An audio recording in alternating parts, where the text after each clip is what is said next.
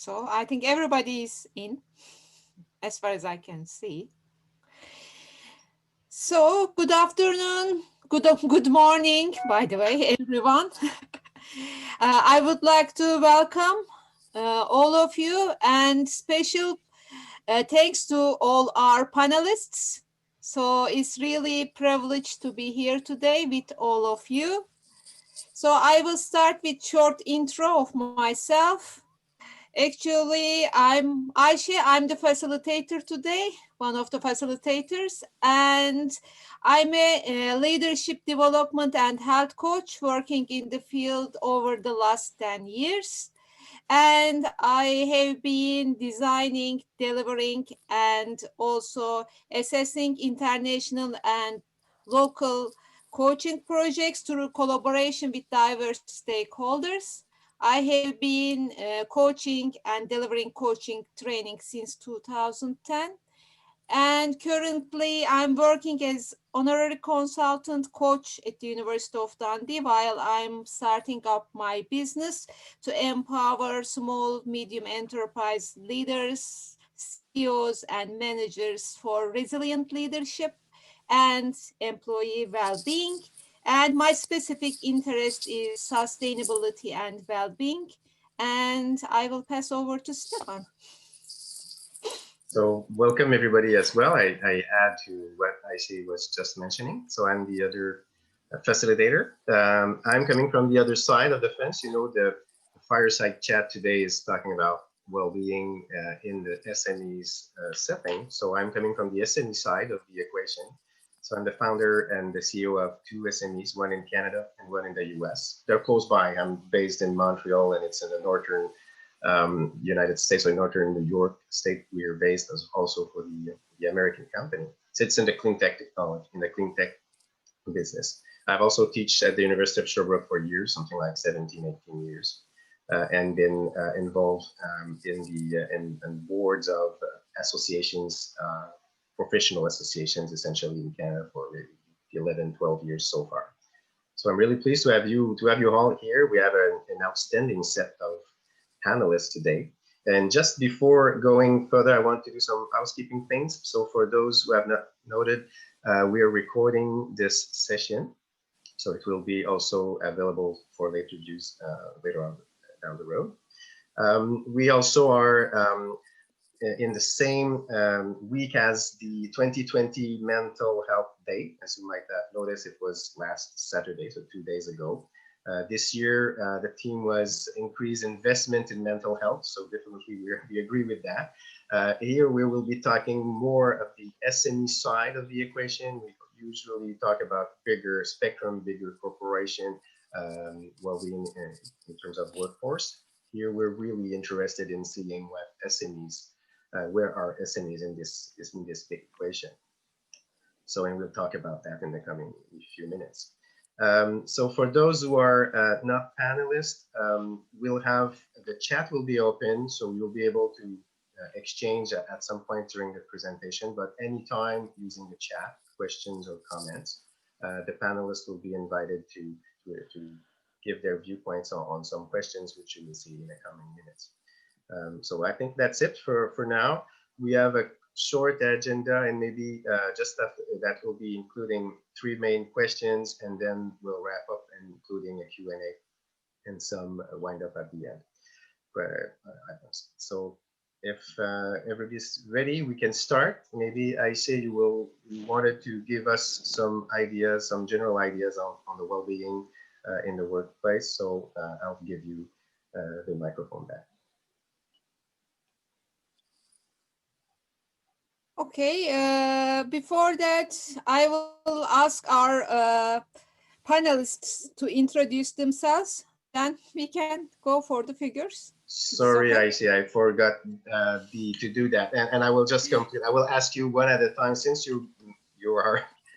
Thank you, Ayşe. It's okay. Starting with my first mistake at the beginning. So I will ask everybody, since you're 7, I will just give you one at a time, so we'll make sure we're not talking all together. So Professor Peter Foth, you've been chosen as being the first one, so you can start with a short introduction on what you do. Thank you very much. And a very short introduction. I'm a research professor. My area of research is mental toughness, which is prospering under pressure. So I've been doing that for about 20 years. Used to be non-fashionable, and now it's fashionable. If you wait around long enough, some things happen. I've recently left higher education, like many people, reappraising where I am after COVID. Yeah, I'm surrounded as I am now by hundreds of guitars. So I thought, I know what, I'll retire early and play my guitar, but I am continuing research and COVID research. So that's my area. So I'll pass on to the next. Thank you. Pleased to have you in. Now it's Caroline Curie. Just take myself off mute. Thanks very much. I'm Caroline. I'm the Chief Executive of Women's Enterprise Scotland. And my work there is all about helping more women to start up in business. Generally, there's a bit of a gender gap in enterprise participation. In Scotland and the UK, women are around 1 in 5 to 1 in 3 of all businesses. So, you know, in this day and age, it still represents quite a large gender gap. So I'm particularly interested in the impacts of COVID and the impacts of mental health with a bit of a gendered lens across that. We do a lot of work in Scotland to help women start up and to help them grow their businesses. But we also do a lot of policy work with universities in Scotland and across the UK. And also we work internationally with the WeGate, which is a women's entrepreneurship platform across Europe, and also with the T20, which is the think tank that aligns to the G20 groups of government and central banks. So I'm looking forward to speaking more with you all today. Thank you. Patricia Monte. Yes. So I'm Patricia, based in the Netherlands. Started a business 5 years ago into healthcare technology. I'm doing into universal health coverage and working with governments across the globe. Big focus on developing countries, or let's say emerging countries, where they still have barely anything in terms of healthcare nationwide, and we help them design processes and implement through technology access to healthcare. I mean, the reason why I was interested to be part, and that's something I'm going to share a lot about, is self-care is a very important part when we talk of universal health coverage. And you can imagine in self-care, we talk mental health, we talk taking care of yourself, because it's all about that, self-love, self-trust, and so forth. But beyond that, I mean, I'm myself a Generation Y, and today we struggle with how to go about all that is going on around us. So I'm going to share personal perspective, and I've been in corporate in the past, so I know what's going on in big companies as well, and would love to share that, but also the shift that has been happening. How do we as Generation Y feel it, see it, and how to overcome it? Because obviously, if I'm still into entrepreneurship, I did find some solutions, and I hope I can share some here. Great to hear. And Alexis Bennett-Alexander. Hi, everyone. I have a background in mental health counseling. I continued my education in traditional Chinese medicine and Ayurveda. I'm also a French-trained chef and an orthomolecular nutritionist. I acquired my career globally over the course of the past 20 years, studying about food cultivation, food as medicine, health and wellness practices that are holistic in nature. And then I returned to the US, to the sickest state that we have in our nation, to found the Eco Incubator, which is an organization that's designed to stimulate economic growth through private and public partnership. We're a one-of-a-kind living, learning community hub that acts like a prototype for future eco-villages and green real estate developments.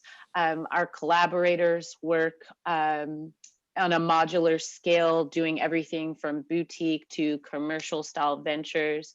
And really our main focus is encouraging people towards environmental and human sustainability. So from this space, we educate people on aquaponics and Vipassana, homesteading, beekeeping, yoga, just everything that encourages and helps to maintain and offer good coping skills and tools for people to use to promote health and wellness and more preventative practices in their life. So I'm very excited to be here, and I'm also the only representation of the US, and that is great because I'm sure, as many of you know, health and wellness, while it is something that is incorporated in the lives of many people outside of the US, it is something very new to people in the US. The idea and the concepts of empowering themselves towards their own better health and being more independent when it comes to their own personal health care. So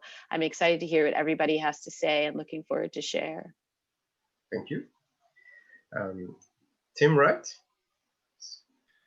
Hi guys, hi. Well, my name's Tim Wright. I'm a former elite physio from Australia. So I've been living in the UK now for the last 20 years, down on the south coast. Yeah, so after my physio career, I've had a business, did corporate physio within some of the largest businesses in the sort of city of London and Canary Wharf. I sold that to what is now, it's called Nuffield Health.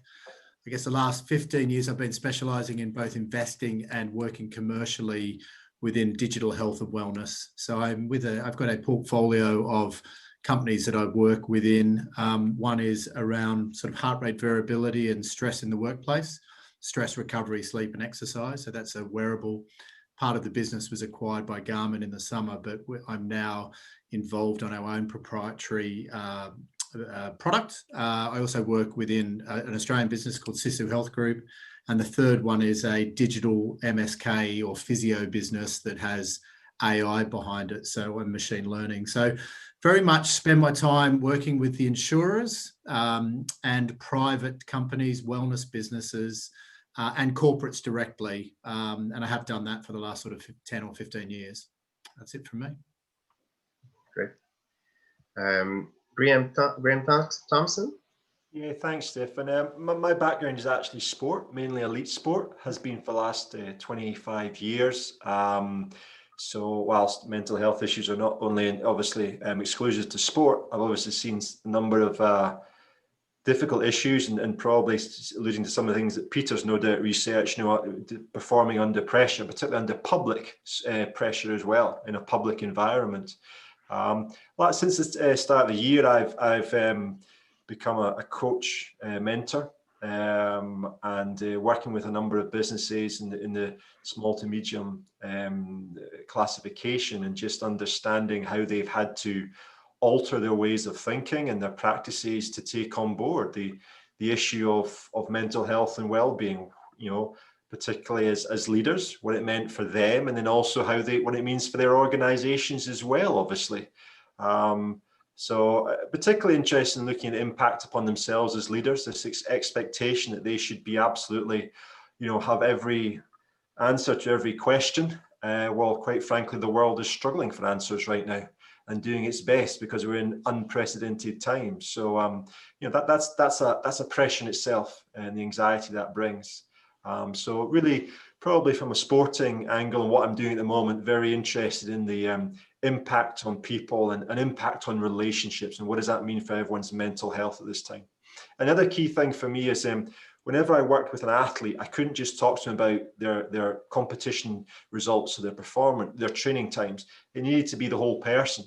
And I think it's quite fascinating now that we're all joining, and generally looks like everyone from their home. So all of a sudden, we've definitely taken work into the home environment, and there's some positives to that, and there's some negatives to that, and it'll be different for different people. So it's just understanding that empathy as well as to what it actually means to everybody, which I think is part of the issue that everyone's grappling with. So really delighted to be here. Thank you. Absolutely, and we pleased to have you in as well. So Amy McKeown, last but not the least. And hi, thank you. I can hear the sound of a 2-year-old shouting my name, and my partner's on the school run. So I'm just giving you heads up if we suddenly see a 2-year-old running from his nap. So I'm Amy McEwen. I've been in the mental health world for about 20 years. I spent my 20s running a mental health tech startup, which would have been the perfect thing to be doing now, not 20 years ago, when such things as Facebook didn't exist. But the premise of that was putting my father's psychiatric content available to people on companies across the UK and the world. That then led to Ernst & Young, where I'm very well known for designing and then implementing the whole health and mental health program across Ernst & Young in the UK. So designing a health and mental health program for 14,500 people, and then how we implemented it. And alongside that, I set up and ran the mental health network there, which was about 500-600 people when I left across all of the major offices. I then had some small people and sort of started independently consulting last year. So my first client was Burberry, and I've just written their global health and wellbeing strategy, which is fascinating because there's a workforce across 27 countries. Some countries only have 4 people in them. Others have, the head office and manufacturing and mills. So it's how could we design and implement a health and mental health strategy that would not only fit people in mills and factories, but 1,000 people sat in head office down to retail environments and in the stores. So that's been sort of what I was working on before COVID. I do also work with lots of smaller organizations as well. So whilst I guess I'm known for the big ones, I've been working with sort of organizations down to 20 people, to how we can work together and design sort of health and mental health interactions and systems and programs and processes, and changing the HR processes and culture around it, looking at performance management so that actually, what you're putting in and spending your money on is sustainable, you can evaluate it, and is just sort of a bit more than some of the gimmicks that we've seen in the last sort of 10, 15 years. Yep. So very excited to be here. Nice to see Tim again, who I used to mix with a long time ago. And yeah, thanks for the invitation. So thank you all to be here. As you've seen, we have a very diverse set of panelists coming from different countries, even the US, as Annalexis said, and also from HR, sports, from technology, from health, psychology. So as you've seen, really great to have you all in these discussions today. So I say I retry my second pass to you. The mic to you right now. So this is really your turn now. So sorry for the first. Okay, sorry. Thank you, Stefan. Thank you.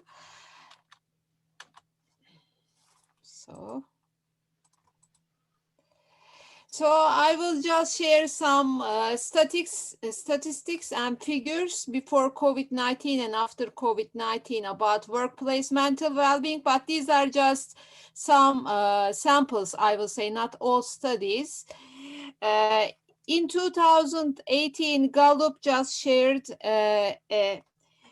international report showing that negative experience index was on the rise, whereas positive experience index was declining.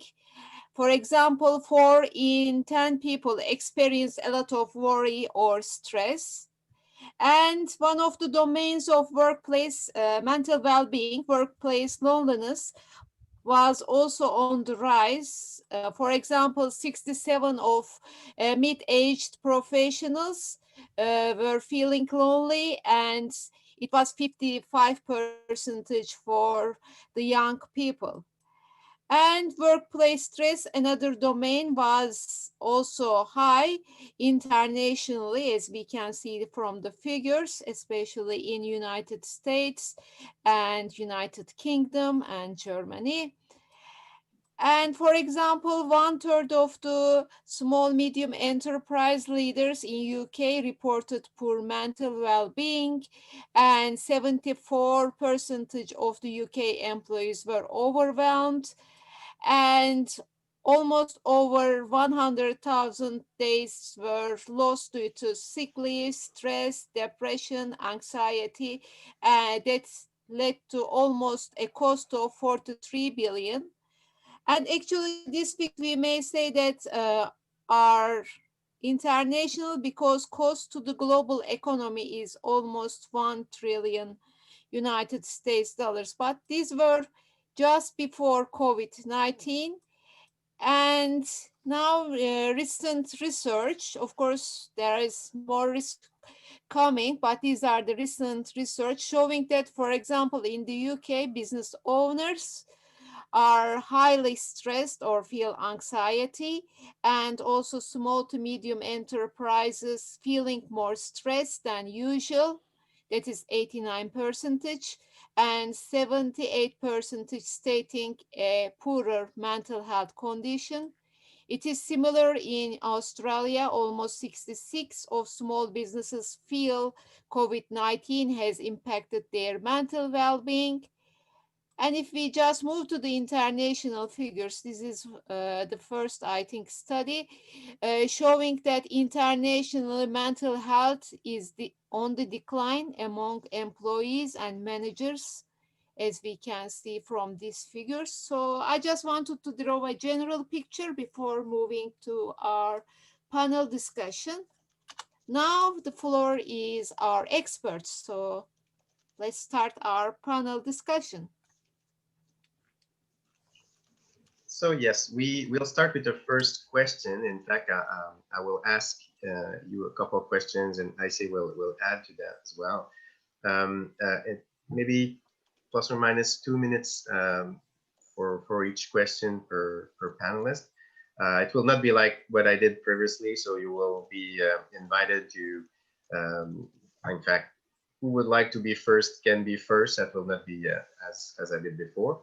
But we'll start with the more general question. Essentially, I talked about the fact that we're now in COVID-19, so the numbers we were seeing on mental health are definitely getting worse in this pandemic. So the first question I would ask is, what is your perspective, and coming from different backgrounds, as I just mentioned. So what is your perspective of mental health at workplace during, but also after, what you see would come after this COVID-19 era, I could say. So, and who would like to be the first to talk? That's the new way to do it right now. So just let me know. You can raise your hand or start. Okay, and Alexis, you can start. Yeah, I'll jump right in because the US is a capitalist society. We work to live and believe that health is not a right, but something that is a luxury. This is obviously a recipe for disaster when it comes to supporting mental health and wellness. Most people, as mentioned in the stats, are fairly overwhelmed. If you're single, then isolation is a really great challenge. If you have a family, then much like Amy, the home is now the workplace, and it is very difficult to keep those lines from blurring, which we know because of research that's been ongoing, that it is very important to keep the work life and the home life separate. So families, many who have distance learning children at home, find difficulty creating a space in their routines to even stay on task. The constant inconsistencies in scheduling, of course, catalyze anxiety, and over many people, across many people's lives in this country, there's a lack of education and techniques surrounding any kind of holistic wellness practices. So the potential for maladaptive coping patterns to emerge is a constant concern as stressors increase here in the US. We already have epidemics related to the overuse and overprescription of drugs here. So, you know, there's also a silver lining to this. There have been reports of people having a lot more quality time with families, and that is obviously an added benefit to what's happening. But from a post-COVID perspective, I honestly see moving more towards the idea of positive outcomes, more of a spotlight put on health and wellness.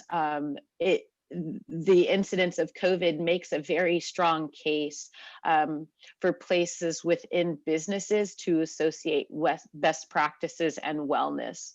The value of offering useful holistic practices and counseling to employees is one of the best ways to keep your employees' morale high, their focus intact, and ensure your business's success. So I think that post-COVID, we'll have the opportunity to see the integration of health and wellness strategies more in the workplace. Great point. Essentially, you're right. The spotlight is on health and wellness this year more than ever. That's a great point. Absolutely. Is there someone else who wants to be second? So Amy, go ahead. You're on mute still. Oh, Amy, you're still on mute. Yeah, better? Great, perfect. Third time Thanks. lucky, yeah. I was just trying to prevent us getting interrupted, so I then muted myself. I did that classic, you know. I would agree with what I've just heard. I mean, I can talk from an organizational perspective in that what I've seen a lot of, so mental health in the UK has kind of become a really big on-trend topic for the last 5 years. Prior to that, you know, I got laughed out of boardrooms for talking about it. Now everybody wants to do it. The challenge we've had here is that a lot of the programs I see put into place are not programs. They're sort of a bit of activity clustering. So you have a mindfulness expert coming in and doing webinars. You've trained up a couple of mental health first aiders. You've got your slightly underused and inadequate EAP calling system, which just links up people who want to kind of have counselling with the most local counsellor. There's no context. There's no necessarily linking or triaging or understanding what context there is. But for the last 5 years, you know, lots of organisations have been talking a great game about mental health and doing these sort of round by the edges activities to sort of show that they are trying to do something. So it has been, in my belief, more talk than action. I think what we've seen now is that we're 6 months into a really unprecedented set of circumstance with remote working, and people here in the UK and the companies I speak to are really now struggling with teams that have been away from each other for 6 months, low level depression, anxiety. What I am not seeing though yet is anybody spending any more money on it. So I'm having lots of conversations with people saying we really want to get a strategy in place, we want to do it, we want to beef this up, can you come and speak to us? And then I say, okay, what's your budget for either my time or for other things that you want to put into place? And there's a sort of wall of resounding silence. So I think what we are seeing is that there's more pressure and there's definitely more mental health prevalence. The slides that you just showed show that suicide rates have gone up, especially in women. Companies, you know, it's more of a topic. It's less of a sort of just, you know, let's just talk about mental health. It's now has to be dealt with because people are going to have to deal with remote working. But we haven't yet moved into, I don't think, the right, I'm going to spend a lot more money, or here is the increased health and mental health budget, and I'm going to invest in psychologists and psychiatrists, and I'm going to make sure that my EAP works, and I'm going to beef up occupational health and change my HR processes. I haven't seen that leap yet. I've seen the awareness, but not the budget. Good point as well. So yes, more concrete actions are required, and as you see, it's not yet in the field. Okay, so I have Tim and Graham at the same time. I didn't get which one was the first. Oh, I'll defer. Tim was slightly ahead. On you go. Okay, so Tim, go ahead. Only things, I mean, really good points the guys have just covered, but there's a couple of things in terms of what we're seeing. I love the word holistic wellness and holistic health, so I don't tend to say one or the other, but from a sort of, from the data, what's it showing with us the last 6 months, and we've got quite a good database to look at, is that obviously physical activity has fallen off a cliff. and physical activity because of the commute, especially in London or to cities. People are actually moving. So there is a real concern on what they call cobesity, or COVID-related obesity, and obviously health markers, etc. So that's the biggest thing we see. We see sleep actually increasing because of the home workers, but the quality of sleep not being there, and that's probably because of the increase in stress levels. And obviously, we used to see quite a difference between home workers and in the office regarding both their psychological and physiological response. Now we're seeing a blurring of that, so completely different. What we call physiological traces to that autonomic state detection, and that is reflection on that sort of home work balance side of things. So that's definitely one area that we're specifically seeing. I've actually forgotten number 2. It was something to follow on from Amy. Oh no, I know what I was going to say. In terms of what we're noticing with the contracts with quite large providers of health and wellness, is that they're having to completely radical change their bricks and mortar offerings, so to a home working solution. So what they're doing at the moment is quickly pivoting and changing their core offerings into home working solutions, which means obviously some products or tech or whatever, and they're looking for digital solutions, are working quite well. But I think the rest is to come. The education, the content, etc., will follow. But there is a rapid change because, bricks and mortar from their perspective is obsolete, and there's no solution there for, the empty buildings that they have. So they're the only couple of points I was going to make. Good point. We are effectively at a kind of tipping point, and you're right. The difference between working from home and working in official settings makes, and you see that on the numbers, if I understand. So Graham, you had a point also. Yeah, I just was really interested to hear Amy's, take of the last 5 years and where mental health is at, and it's certainly what I would say as well. I think it's become acceptable. I think there's a trend to it, but I think the actual depth and quality of what is then put in place is still an awful lot of work to do. And in some ways, I feel until we accept that improving health and well-being improves effectiveness and efficiency, then it will always be seen as a secondary event or something where we better do, to have a policy in place, to have a strategy in place. And it sounds a bit like what Amy's been going through, is everyone wants to be seen to be doing things. The reality is, coming from sport in particular, it is generally accepted, and there's some bad cases. The Olympic and Paralympic programs in sport in the UK have had a bit of a rough time the last few years, so I'm not saying it's perfect, but there's certainly an acceptance. If you want to perform better, part of it is having a good health and well-being, involving psychologists support, psychiatric support. So I think unless we actually embed it into how do we become better organization, and going back to Annie's point about we generally live in a capitalist society, everyone on this call does. So until we link it to one of the main goals, will it then become a priority for an organization? Now, there's a danger you link it and it gets abused in some ways, but I think it's a step to take, because I think then it cascades some proper resources behind it, because I think at the moment there's just a little bit too artificial. I'm sure every company's got a policy, but what's the resources behind that policy? Right. That's the real test of everything. So I think there's a lot more work to do. I do think it's a really interesting opportunity. I think Annie talked about it. This moment where we've combined now home and office. I think that's an opportunity. Because we've kind of sort of we're almost looking at the whole person. We are getting, there's Amy quite rightly tells us about there could be a 2-year-old walking in. Imagine if you're in the office and my 2-year-old was coming in with me. Can they come into the boardroom? They'd be horrible. Well, why don't we get to see the whole person? Why don't we get to see what's really going on? How many times do we go into an office and manage to put the mask on? And actually you get home and you just, and one of those things is just that acceptance that everything is not perfect. Everything doesn't run smoothly. The office was some ways is you could almost come in and put the mask on, put the face on. So in some ways that to me is a positive element, of what's happening. I appreciate this negative elements and the loneliness and the isolation, but I think we should try and take those opportunities that could exist going forward.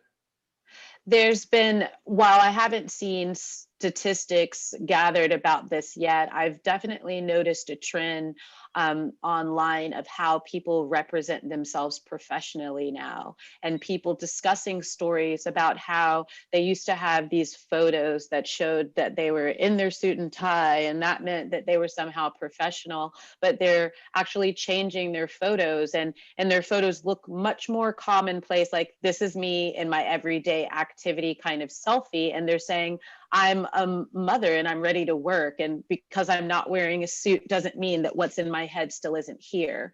And so there's almost a confidence and an empowerment that I'm seeing people where they're feeling like they can bring more to the table at work because they're not having to hide who they are. I also wonder about post-COVID and how business looks as they start to have the pressure of requiring health and wellness, but also having been pushed into a space of working online and having the bulk of their employees being online, maybe what that looks like. Does that look like businesses fading out of having a large edifice where they keep everybody and moving into a space of more contract work, for example, that then puts more pressure on individual employees because they don't have the healthcare support through their work, and in an effort not to have that extra line on the budget, they move into contracting. I'm curious to know what you guys think about that, working from a much more commercial standpoint in business. A good question. I just want to let for the others which have not been still giving your viewpoints or general viewpoints of the impact of COVID. Is there another one which wants to? Patricia? Okay, go ahead. Can I go? Yes. So I was listening to everybody, and like I mentioned earlier, I'm going to look at it from a Generation Y point of view. And I had the feeling when I was listening to everyone that we kind of work a lot with corporate. I mean, from the earlier panelist, because the word looks a little different speaking from a Generation Y point of view. And because I was thinking about the question, I mean, the topic you wanted us to address, and I realized that there are 4 critical topics that need to be looked into. Workplace. If you look after the 1990s, where we had to work in boxes, individualistic approach, we move into a more collaborative approach. So the generation that was born or that got off and started working during that period, they just work in a collaborative mode, and they were ready also to move from that or to get into workplace innovation, and they were also ready for remote work. Mentally, I feel like they're completely in line, ready to do it, ready to pay the price in order to get there. Next to the workplace, there is the question of the population age that is supposed to be working. Baby boomers are retired. Generation X are often in big companies because they were born in a period where you just, someone tells you what to do and you move. Generation Y, I believe, is what fits into the discussion of today. They are starting up. They are often running SMEs, and they often also are fine with being and employers and employees. So often they are in that mix of everything. And the Generation Z and A, the Alpha, they're often getting off school now or still at school. So Generation Y is actually what we want to address here. And my personal feeling is they want to live a purpose-driven life. So they're ready and they're talking about emotions. They know what emotional intelligence is all about. They're talking about their mental health. Are they fully ready to invest in there? Meaning the budget discussion I was hearing about. They are not often the one deciding in big companies. But if you look at it from an actual SME perspective, meaning approaching startups, SMEs, driven by that generation, I think they will be open if they have the budget, obviously. But what I see is their vision is often driven from that perspective, whether it's a vision to serve the customer, but also how they want to deal with their employees, because they look for that for themselves, and they know that the people they will employ, if they don't provide it to those, they'll leave. Because today, I mean, that's what we often hear from Generation Y, especially when you talk with corporate people. They're like, oh, that's the generation, they want it fast, they want it all the time, and they want purpose, and we are not ready to offer that to them. So I think that's potentially the group we need to look into. What did I miss? COVID, that's the topic we mentioned. If I look at things from a European point of view, European youngsters or Americans, they never experienced something like what we are seeing now. And I think it shook everybody. I originally come from Cameroon, but beyond that, I work with across the globe. Here's my take on the COVID across the globe. Asia is thriving, even though COVID is there. Why? They had SARS before. They know that things can come their way, and they find their way through SARS number 1, SARS number 2, and so forth. Europe is struggling because we never had what is happening. We felt so strong that we believed nothing could come our way that we couldn't control anymore. And it shook us. The US, same problem. And the rest of the world is kind of confused. That's my observation. But COVID is literally asking us for significance at the moment. Go in there, in yourself, in the culture of your organization, in the culture of your nation, and ask yourself, where do I want to go? And this generation, whether it's Y and Z, they're screaming, we want purpose, purpose, climate change, better health for everybody, diversity included, everybody respected. Ultimately, do we build a humanity world where love is at the center of everything? They're asking for it. And I think they're willing to pay what is needed to be paid in order to get that. And we've seen that with all the events that took place during this COVID period. Did I mention everything? Workplace, generation, so population, COVID, and the last topic was mental health, obviously. And we know, depressed, anxiety, and all the list of stuff. I strongly believe, because I'm someone that is a bit spiritual, and I'm sure that's something maybe Anne will connect with. We start having all these elements when we live either in the past or in the future. The question is, how can we make sure every human being understand that we need to be here, present? And that's something as well this generation. So the generation Y struggles with. You've probably seen me on my phone constantly because I'm checking the last email coming. Although I'm saying it, I'm struggling with it myself. And so we need to find a way next to the list of what I've highlighted to tell the generation at work today, be present, be here, and I'm not saying it's the ultimate solution, but I think it's already gonna improve so much. Sure. Yeah, it was really interesting hearing your reflections of Generation Y. And there's a lot I can relate to, because one of the things that I was quite surprised about at Ernst & Young was when I was putting into place the health and mental health strategy. Senior leaders, some got it, a lot didn't, middle managers hard, but the people who would knock on my door day in, day out and talk to me openly about the fact that they were self-harming or abusing alcohol or stuff like that were Generation Y, such that I had to create an entire graduate tier of my strategy to support them, both because of the interest, but also the problems. And there were two things that jumped out when you were talking that really resonated. The first being that, a lot of Generation Y were coming into a big four company with 50 to 60,000 pounds worth of debt. And bearing in mind the sort of people that we had at Ernst & Young were Russell, University graduates with 2-1s. Their presumption was that they would never be able to afford their own property. So these are people within, big four accountancy firm, with great academic qualifications. And so a lot of them were self-harming, there were alcohol problems. So in some ways we had to put in some emotional support because they were slightly further but less emotionally intelligent, but talking about it more.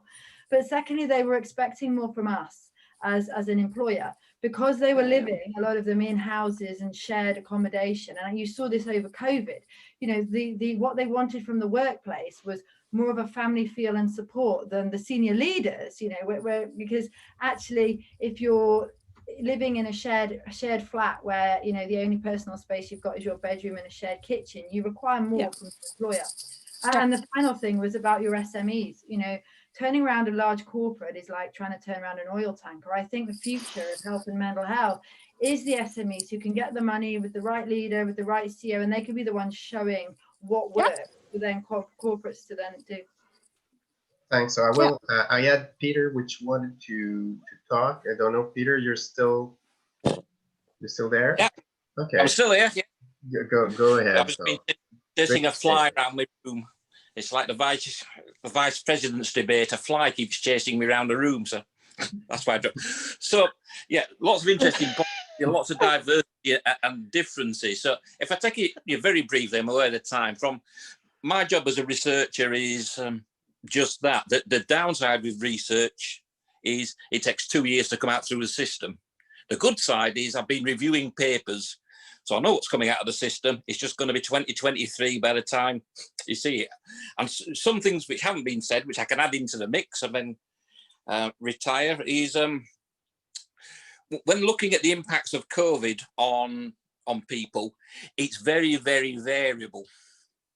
Some people are prospering. Their well-being has shot up through the roof. Now, I was reading somebody else's research. So, for example, a stable introvert, this is the time of their lives. So I'm not doing a Mr. Trump. I'm not saying this is a blessing or a positive. It's horrible. It's bad. But quite often in my first ever bit of research, if it ain't broke, don't fix it. And what we're finding is more mentally tough individuals are surviving it better.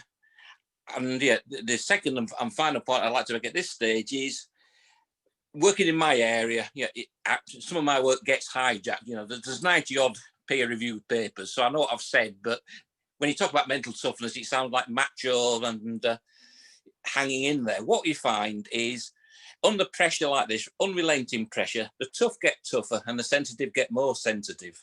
So actually, it's beginning to break apart. So some people will come out of this pandemic toughened, and you know the old business world loves people like that.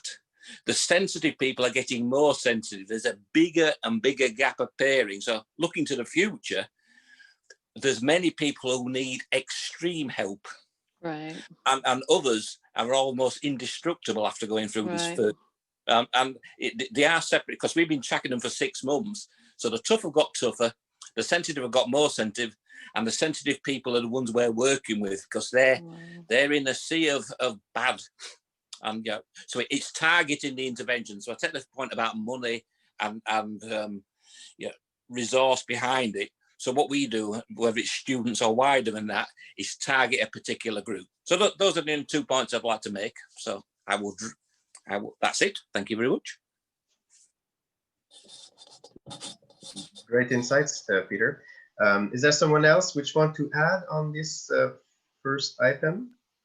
Caroline? Yeah, I'd like to say something. I think there are a lot of parallels actually with what's been said with some of the gender traits that we certainly see, you know, across the pandemic and the years running up to the pandemic.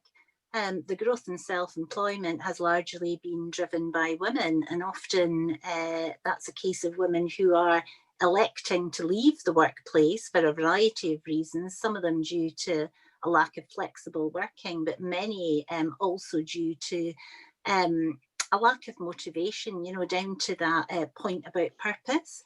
We're seeing lots of businesses being founded, which are either social enterprises or businesses with a purpose, and women really motivated to look at other wider measures of success other than just the sort of mainstream profitability and productivity matters. So, you know, while that is a good thing, the enterprise ecosystem is not particularly well placed to support women who are looking to start up in business. And what we are seeing with the pandemic is that all the fault lines that we know that are out there at the moment are being exacerbated by the impacts of the pandemic for women. So we're seeing, you know, a sense that women who have maintained careers, who have been very successful in running their businesses, suddenly are taking on a double impact of juggling much of the caring requirements, whether that's childcare in the home or whether it's actually caring for adults who normally would not be regarded as vulnerable, but in the context of this pandemic are needing greater levels of help and support. And certainly all the initial research shows lots of that is falling to women in terms of picking it up. I think we all perceive in this day and age that it is much more equal, and often there's a desire to split that equally. But often when push comes to shove, certainly the data suggests that it is women who are in the majority of picking that up at the moment. And that's certainly what we hear with a lot of the businesses that we are working with. And I think in terms of mental health, the change to working at home clearly works for some people. And I think in future, lots of people, and certainly lots of women, would potentially stand to benefit. But at the moment, you know, many are not set up to have workplaces in the home. Many don't have the systems in place to share Wi-Fi with the wider family, or the devices to be able to work effectively from home, or the space to be able to work effectively from home. And a lot of that has a real impact on mental health. And particularly the tough choice of having to homeschool and juggle in the earlier days of the pandemic, while your business is often falling off the face of a cliff, because many women run businesses in the sectors that are worst affected by the pandemic. So we do see a big mental health impact on the businesses that we work with. And, you know, you asked what the future might hold. Well, we're definitely going to see an absolute tsunami of more women starting up in business. And that's not necessarily going to be out of choice. A lot of that is going to be driven by necessity, because again, women work in many of the sectors that have really been adversely affected by the pandemic, and many already are losing their jobs and being made redundant. So we are going to see more women starting up in business. But unfortunately, there's a real lack of support out there at the moment to help women.